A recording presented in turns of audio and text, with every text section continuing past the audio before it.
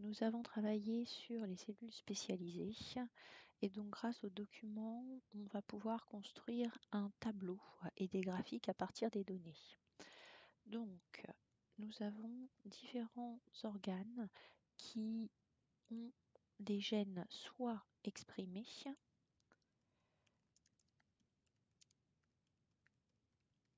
soit des gènes spécifiques. Je vous rappelle que les gènes spécifiques sont ceux qui s'expriment uniquement dans un type de cellule.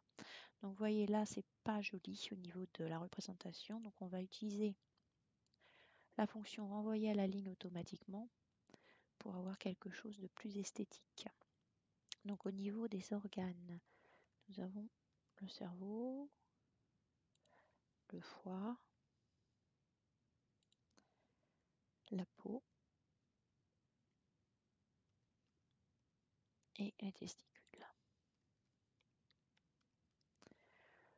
Au niveau du nombre de gènes exprimés pour le cerveau, 14 500 gènes, 11 500 pour le foie, 13 700 pour la peau et 16 500 pour les testicules. Pour les nombres de gènes spécifiques, 400, 400, 100 et 1100.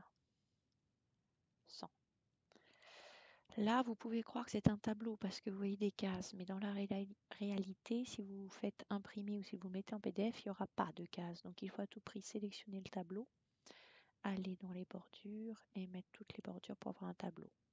Vous pouvez aussi centrer vos données pour que ce soit, entre guillemets, plus esthétique. Maintenant, grâce à ces données-là, nous allons pouvoir faire des graphiques. Donc, vous allez de base dans graphique recommandé et vous voyez qu'on vous propose des histogrammes groupés qui sont relativement esthétiques. En revanche, il n'y a pas de titre, donc il faut à tout prix que vous mettiez un titre. Donc qu'est-ce qu'on a mis? On a mis, donc déjà, c'est quoi? C'est un histogramme. Histogramme de quoi? Du nombre de gènes exprimés et spécifiques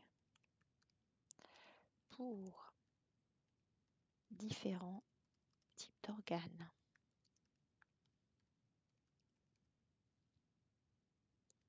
Ensuite, il n'y a rien au niveau des abscisses et des ordonnées. Vous ne pouvez pas laisser un graphique comme ça, on ne sait pas à quoi correspondent les chiffres.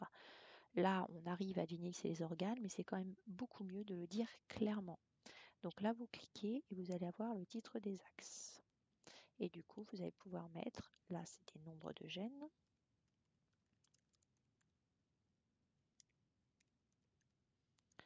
Et ici, ce sont les types d'organes.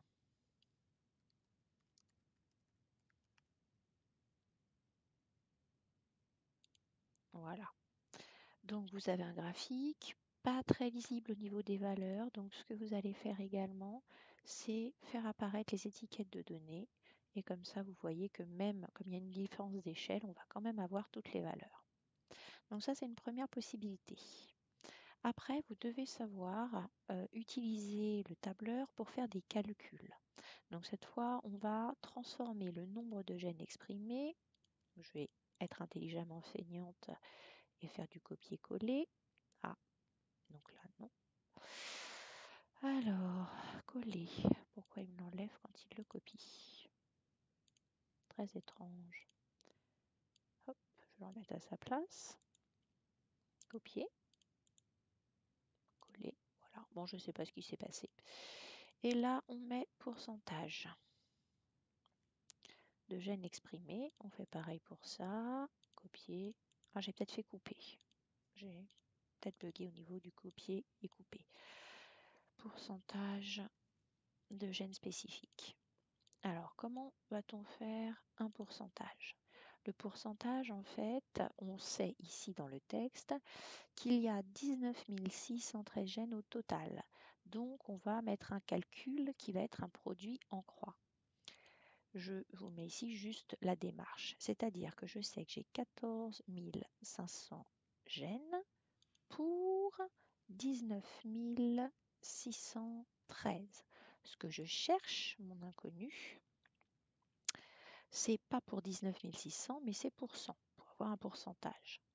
Donc là, mon produit en croix me dit que mon inconnu, c'est 14 500 fois 100 divisé par 19 613. Je vais donc mettre une formule. Pour mettre une formule, on met toujours 1 égal. D'accord? Une formule de calcul. Donc ce chiffre-là, on a dit fois, fois c'est la petite étoile. Alors, j'ai dit ce chiffre-là égale ça, étoile 100 divisé par 19 613. Et j'ai bugué, j'ai enlevé ce chiffre. Toc, toc, voilà. L'avantage d'avoir mis une formule, c'est que je vais pouvoir du coup, vous voyez, l'étirer cette formule et l'appliquer à toutes les autres cases, sauf que ici, attention, c'est bien C3 qui va du coup être pris en compte, voyez, et plus B3 quand on étire les cases, ce qui fait que très facilement, hop, voilà, tous les calculs sont faits. L'intérêt d'utiliser un tableur, c'est justement de gagner du temps. Là, vous voyez que mes chiffres, j'ai beaucoup trop de décimales, donc ici, je peux réduire les décimales. Voilà, je centre les données et vous voyez qu'on a transformé des nombres en pourcentage. On va pouvoir du coup faire le même principe des histogrammes, mais cette fois avec des pourcentages. Ah, là j'ai pas vu que gène, j'avais fait une petite coquille.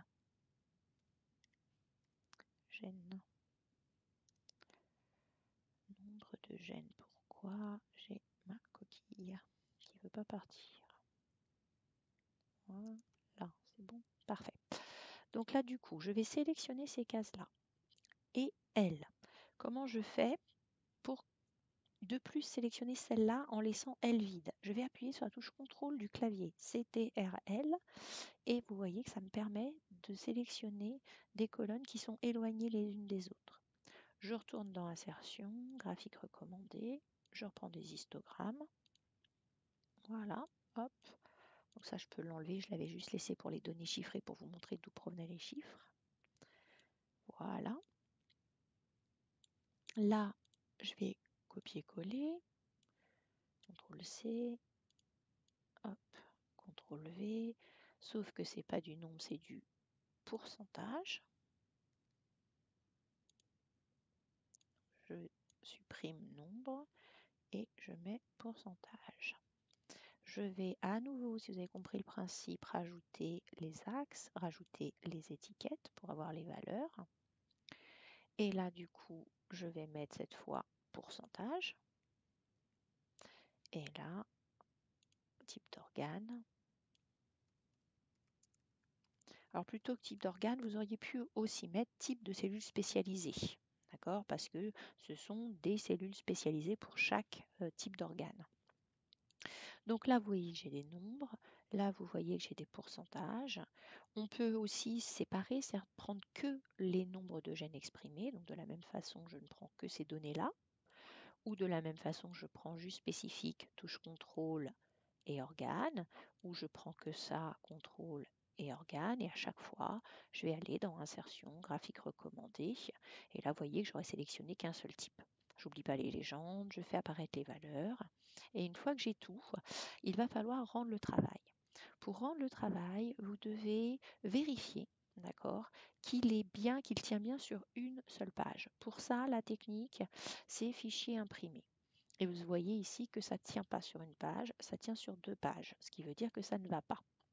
Je vais devoir donc du coup, soit, et vous voyez là, il y a les lignes de page qui apparaissent, soit prendre ce document-là et le mettre en dessous, première possibilité, et là vous voyez que j'ai les marges de ma page qui apparaissent sans problème, soit je peux changer la mise en page, d'accord, et je vais aller dans mise en page et je vais me mettre plutôt en orientation paysage ou portrait, je change, donc là j'étais en portrait, je me mets en paysage, je diminue les marges. Ce qui est bizarre, c'est qu'il n'est pas passé en option paysage. Alors, si je fais imprimer, si, mais énorme, effectivement.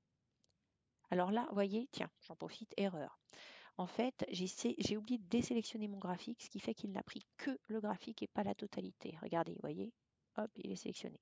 Si je désélectionne, là, du coup, vous allez pouvoir voir, voilà. Mais par contre, ce que je ne comprends pas, c'est qu'il est resté en format portrait et pas en format paysage. Donc, si je le mets en paysage, voilà. Mais il faudra que je déplace bien mes graphiques, puisque là, vous voyez que je suis toujours sur 2 pages. Donc l'objectif, c'est que tout tienne absolument sur une seule page. Et là, vous voyez, par contre, ma page, c'est bien mis en format paysage. Alors des fois, on ne comprend pas pourquoi ça ne fonctionne pas. Mais bon, vous voyez, en recommençant, en essayant, on arrive à trouver une solution. Donc, vous voyez, ici, je me suis mise en format paysage. Ma page est bien en format paysage. Si je vais faire fichier imprimé, ah, encore la même erreur. Je suis restée sélectionnée. Fichier imprimé, vous voyez que tout tient sur une seule page. Alors, pareil, ce que j'ai oublié, c'est que vous avez un tableau et le tableau n'a pas de titre. Donc, il va falloir mettre un titre. Donc, vous allez dans Insertion, vous allez dans Texte, zone de texte et vous allez pouvoir mettre le titre. Donc, tableau du nombre ou du ou, pas ou, et, pardon, et, on a les deux, et du pourcentage de gènes exprimés et spécifiques pour différents organes. Voilà, donc là vous avez tout, vous alignez pour que ce soit un petit peu mieux. Vous avez toutes les données. Alors pour rendre le travail, il faut toujours rendre un PDF pour pas que ça bouge. Comment faire un PDF? Vous allez dans Fichier, Exporter, Créer un PDF. Vous le mettez où vous voulez, éventuellement téléchargement, et vous mettez votre nom dans le titre du document. Si vous êtes plusieurs à travailler, vous n'oubliez pas de mettre vos noms à tous les deux, d'accord, au niveau du document. Parce que sinon, je n'aurai que le nom de la personne qui va le déposer dans le cahier de texte de Pronote. Donc, vous mettez bien vos noms. N'oubliez pas que pour tout faire tenir, vous avez l'option aller à la ligne.